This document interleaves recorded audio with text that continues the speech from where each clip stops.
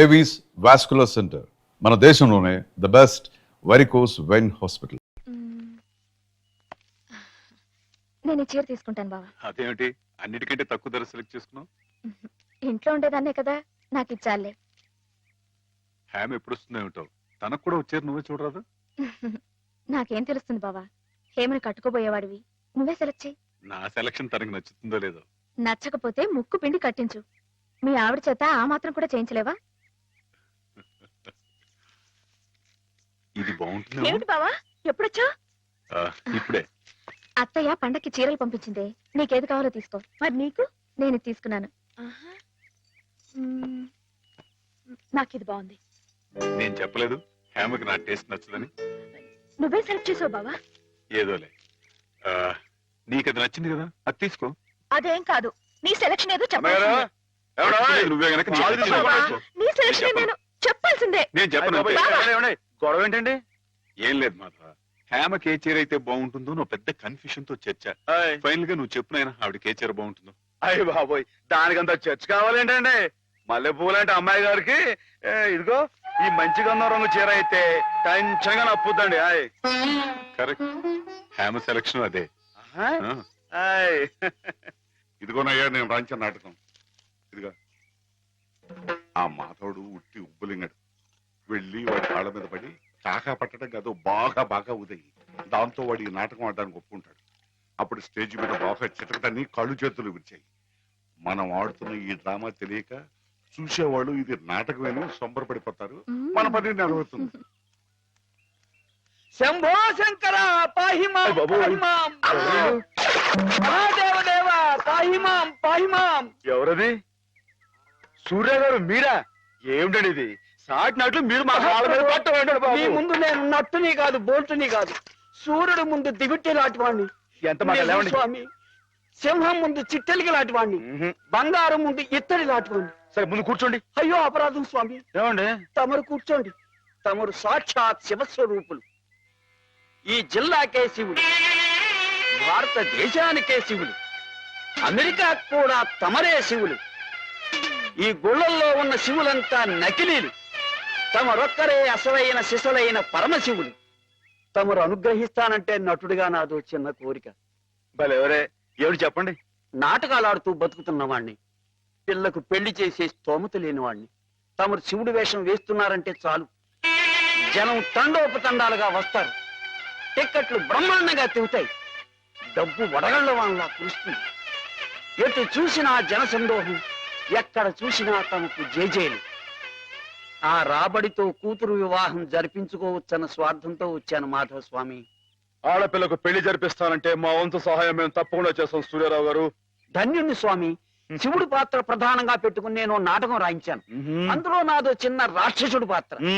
మొత్తం మీరే, అంతా శివమయం. రుద్రం భజే శౌర్య భద్రం భజే అని మేము స్తోత్రం చేస్తుంటే తమరు పరమశివులు తాండవం, హరుడు శశిధరుడు అని మేం కీర్తిస్తుంటే తమరు అపరశివులు నర్తనం, లాస్య నర్తనం. ఇలా పెద్ద పెద్ద సెట్టింగులతో, ఫైర్ వర్కులతో, వైర్ వర్కులతో అదిరిపోతుంది అనుకోండి. అదరు గుట్టేస్తాం. మా పార్టీ మాకు వదిలేండి. కథ పార్టీ ఎవరు చెప్పండి. రాక్షసులు తపస్సు చేస్తారు, పరమశివుడు దర్శనమిస్తాడు, ఎవరి చేత చావు రాకుండా వరం కోరుకుంటారు. మరి శివుడు వరం ఇచ్చేశాడా? గోళా శంకరుడు కదండి, పాస్ చేశాడండి. ఆ తర్వాత అప్పుడు ఆ ముష్కర్లు, ఆ దుష్కర్లు శివుణ్ణి చంపబోతే వరం ఇచ్చిన పాపానికి చావు దెబ్బలు తింటూ ఉంటాడు. పార్వతి ప్రవేశించి ధర్మ వినాశకుల మీద దయ్యేమిటని ఈయనకి ప్రేరణ కలిగిస్తే. అండి అమ్మాయి గారు, మీరు ఎలా సాగదీస్తారేమో నాకు తెలియదు కానీ మనం తాండవం చేస్తుంటే స్టేజ్ దత్తలిపోవాలండి. ఈ మధ్యకాలంలో మన స్టేట్ లో ఇట్టాను శివుడు పుట్లు కనిపించాలండి. హేమ నేర్పగలదు, నువ్వు నేర్చుకుంటావు. అది సరే గాని ఇలాంటిది ఎక్కడ ఏ పురాణంలో లేదే. లేకపోతే ఏమండి, ఇందులో మా గొప్ప నీతి ఉంది కదండి. మగాడు తొందరపడి తప్పు చేసిన ఆడది సరిదిద్ది మంచి చేయాలని. ఎప్పుడు నాయన ప్రదర్శన? మీరు ఎప్పుడు పాస్ చేస్తే అప్పుడేనండి. బాబా అసలు ఎలా మొదలవుతుంది? అరణ్యంలో రాక్షస బృందం శివుణ్ణి గురించి తపస్సు చేస్తుంది. గురువా, మీరిద్దరు ఇలా శివపార్వతులా నాట్యం చేస్తుంటే అర్రే, ఆహా, మీరు ఇలా జీవితాంతం ఉండిపోతే ఎంత బాగుంటుంది అనిపిస్తుంది మాధవా.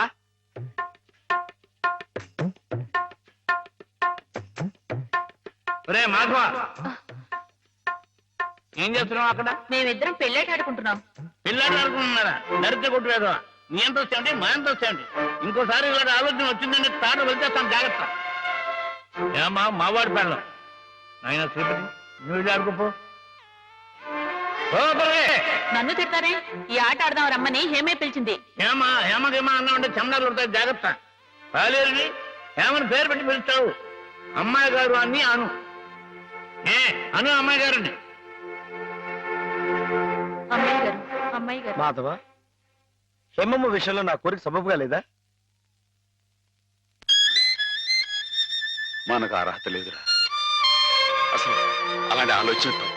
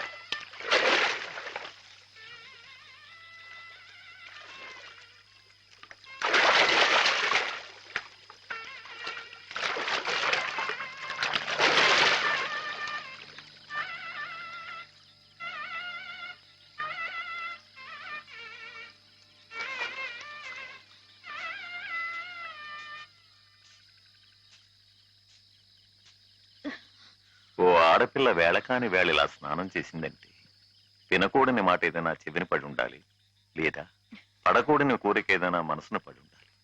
అవునా అమ్మా? రాత్రి శివుడి వేషంలో ఉన్న మాధవ్ పక్కన నేను పార్వతిలా నిలబడాల్సి వచ్చింది బాబా. పార్వతిలా నటిస్తేనే స్నానం చేశావు. రేపు ఆ శివుడి పక్కన పార్వతిలా జీవించాల్సి వస్తే?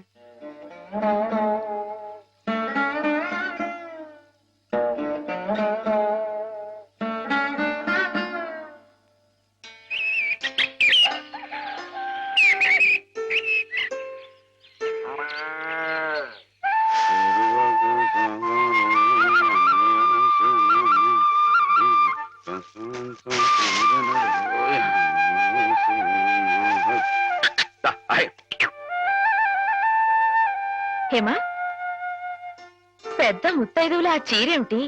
పాల కోసం ఆ బిందెమిటి? ఏమైంది నీకు ఇవాళ? ఏం కాలా, నేను వెళ్ళి నీళ్లు తీసుకొస్తాను, నువ్వు వెళ్ళి పాలు తీసుకురా. రోజు నువ్వు వెళ్ళి పాలు తీసుకొచ్చేదానివి, ఇవాళ కొత్తగా ఏం మార్పు వచ్చింది? నిన్నటి ఆదివారం వెళ్ళిపోయి వాళ్ళ సోమవారం వచ్చింది, అదే మార్పు. పెద్ద మాటలు. నేనెప్పుడో నీళ్లు తీసుకొచ్చేసాను, నువ్వు వెళ్ళి పాలు తీసుకురా. టైంకి సరిగ్గా కాఫీ అందకపోతే ఒక్క నిమిషంలో సోమవారాన్ని మంగళవారం చేసేస్తాడు నాన్న. నువ్వు వెళ్ళు.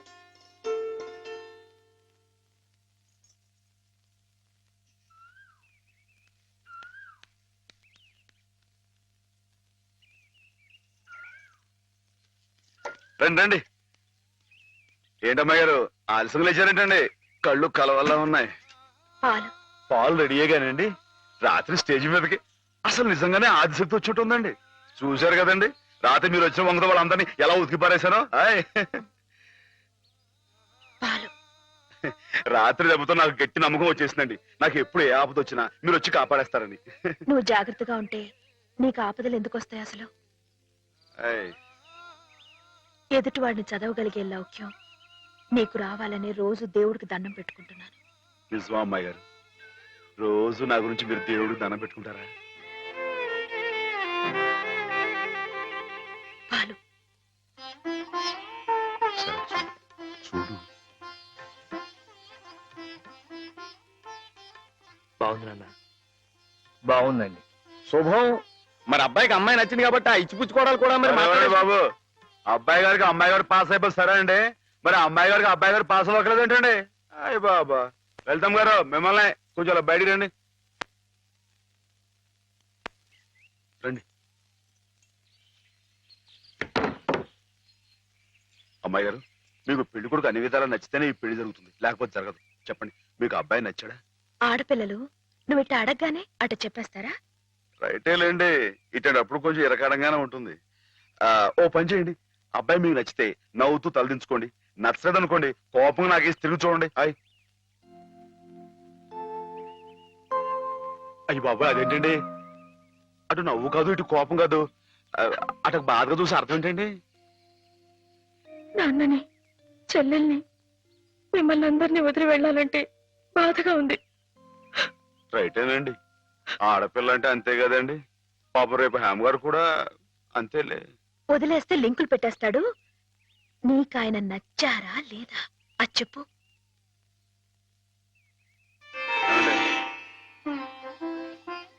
పాస్ అయిపోయినట్టే.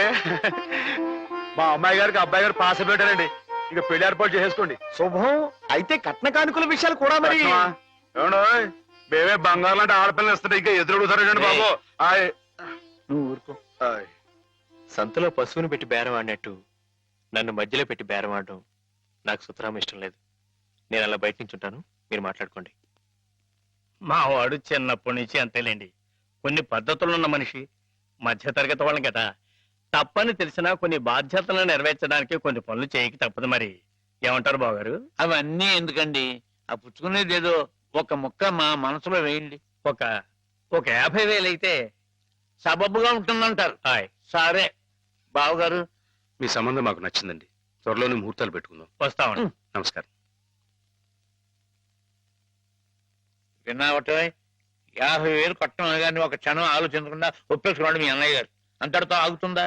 లాంఛనాలని అవని ఇవని ఇంకా అమాం బాపతు ఇంకో 10,000 దేగుతుంది. కాస్త డేకితే మాత్రం తప్పే ఉందండి. మంచి సంబంధం అనుకున్న తర్వాత ఒరే డబ్బు గురించిన ఆలోచన ఎందుకు బాబుగారు? ఈ ఇంటిని అమ్మేస్తాను. జోకులు వేస్తున్నారా బాబు గారు? లేదయ్యా, నిజంగానే అమ్మేస్తాను. తాతల నాటి ఆస్తి ఈ ఇంటిని అమ్మేస్తారా? అవును బాబుగారు, నాకు కుర్రాడు నచ్చాడు, అతని క్రమశిక్షణ నచ్చింది. ఈ రోజు లెక్కల ప్రకారం వాళ్ళు ఏమీ ఆకాశంలో లేరమ్మా. చాలా సబబుగానే అడిగారు. అయినా రేపు మీరు మాత్రం అడగరా? మీరు అడగకపోయినా నా బాధ్యతగా నేను ఇవ్వద్దా చెప్పండి? అందుకే ఇంటిని అమ్మేసేయాలనే నిశ్చయానికి వచ్చాను. మీ ఎరుకలో ఏదైనా మంచి బేరం ఉంటే చూడండి బాబుగారు. కాస్త ఇంటిని శ్రద్ధగా చూసుకునే మనుషులను చూడండి.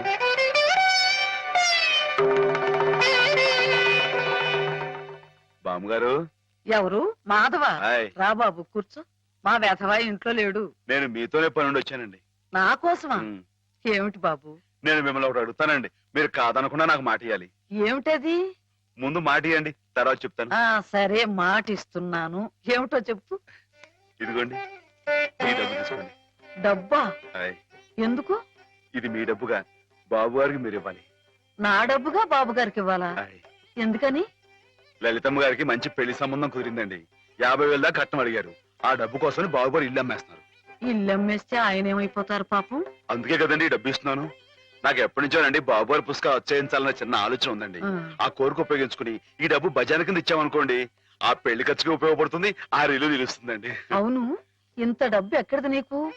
అప్పు చేశావా? నాకు ఆవులున్నాయి కదండి, అందులో కొన్ని అమ్మేశానండి. మిగతావేమో బేరం పెట్టాను. ఇలా అన్ని అమ్మేసుకుంటే నువ్వేం తిందామని? వాళ్ళెవరే మీరంతా లేరేంటండి? మీ ఇంటికి వస్తే ఓ ముద్దు పెట్టరా? నాకు ఈ సాయం చేసి పెడతారు కదండి. మారేడు దళం శివుని పాదాలు తాకాలంటే ఏ చేతులు కాదంటాయి? ఎంత దొడ్డ మనసురా నాయనా నీది. ఏమిటి బామ్మగారు, నా కావ్యాలను మీరు అచ్చువేస్తారా? అది కాదు బాబు గారు, మా వారు బోలెడు హైవేస్ నాకు వదిలి వెళ్ళిపోయారు. అనుభవించడానికి నేను నా మనవడు మిగిలాం. ఆ డబ్బు ఇలాంటి పుణ్యకార్యాలకు ఉపయోగిస్తే నా జన్మ తరిస్తుందనిపించింది. బామ్మగారు ఏంటండి పొద్దునే జన్మలు అయ్యి అంటున్నారు? నాన్నగారు పుస్తకాలన్నీ బామ్మగారు అచ్చు వేయిస్తారట మాధవ. అయ్యో బాబోయ్, ఎంత శుభవార్తేనానండి. అనండి బాబు గారు, ఇక రామాయణం మహాభారతం పక్కన పేటేసి కూర్చుంటాయి మీ పుస్తకాలు. కానీ నా పుస్తకాల మీద మీకు రాబడి పెద్దగా ఉండకపోవచ్చు బామ్మగారు. మాకు పైసా రాబడి రాకపోయినా పర్వాలేదు బాబు గారు. ఒక మహాకవి రాసిన అపురూప గ్రంథాలు వెలుగు చూడాలి. మీరేమిటో, మీ కళానికున్న శక్తి ఏమిటో 10 మందికి తెలియాలి. ఏం మాధవ? లక్ష విలువ చేసే మాట అన్నారండి. ఆ మాటతో పాటే భజానగా ఇంత ఇప్పించేస్తే ఈ విషయం పాస్ అయిపోద్దండి. మాధవ, బేరాలు ఆడడానికి భజనాలు పుచ్చుకోవడానికి ఇది నువ్వు పశువుల సంతకెళ్ళి చేసే పశువుల బేరం అనుకున్నావుటయ్యా? ఇటువంటివి నచ్చవు నాకు. రైటే బాబు, ఇప్పుడు ఆవులు గేదెల మధ్య గడిపేవాడిని. అంతవరకు ఆలోచించాను. తప్పే. మాధవేం తప్పుగా అనలేదు బాబు గారు. మీకు ఎంతో కొంత ఇవ్వటం మా బాధ్యత, ధర్మం. ప్రస్తుతానికి 50,000 అట్టి పెట్టండి. ఇప్పుడు ఎందుకు బామ్మగారు? రేపు పుస్తకాలన్నీ వచ్చైన తర్వాత ఏకమొత్తంగా ఎదురుగాని ఉంచండి బాబు గారు. పెద్దమ్మాయి గారి పెళ్ళని కూడా అనుకుంటున్నారట కదా, దేనికైనా అక్కడికి వస్తుంది. బామ్మగారు మాట కాదనకండి బాబు, ఉంచండి. మన అవసరం పాస్ అయిపోతుంది. ఇచ్చేయండి.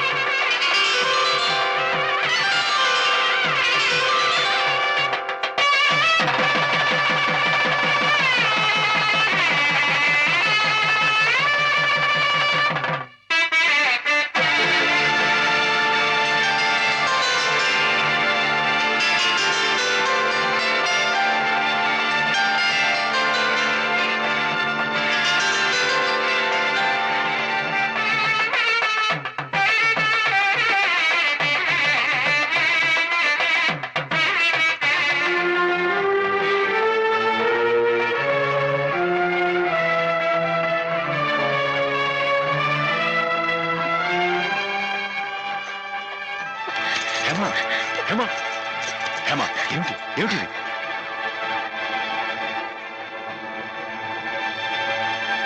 ఏంటండి అమ్మాయి గారు, ఏమైందండి?